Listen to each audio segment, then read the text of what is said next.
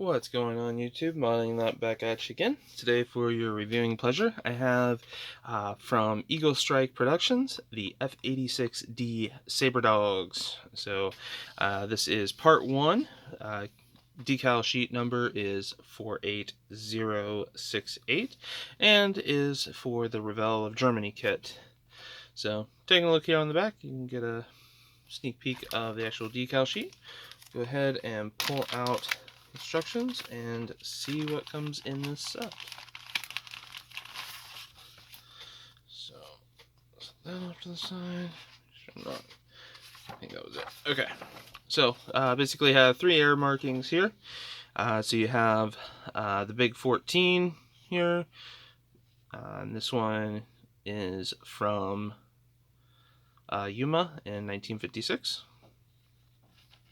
You then have Tweety, which is from the 25th Fighter Squadron in Okinawa. And from the same squadron is Miss Minuki, again from 1955 out of Okinawa. So, again, all natural metal finishes, so not too much really going on with that. The one thing, if you are doing the big 14 here, or the big Viv, the blue around the top and around up here has to be painted. It is noted as well. A few other bits that have to be painted by the modeler, as it's not supplied with the actual kit detail or the decals themselves. So if you're doing this one, definitely make sure to double check it, make sure what the case is, and then also again just go through with the speed brakes. What they're noting is go ahead, place a speed brake, put the decal, set it, make sure it's good and set. Then using a number 11 blade, fresh is what they always recommend, obviously, for this. Then cut out along that panel line if you want to have your speed brakes open. So just a few things, really kind of cool. And then again, top and bottom, dependent on options 1 versus 2 and 3. Do have nice color callouts here with just the federal standard, which is pretty straightforward. Does have also the references, so if you want to go back and review those. So let's get into the decals, which comes as a 3-sheet set. So you have the main sheet here,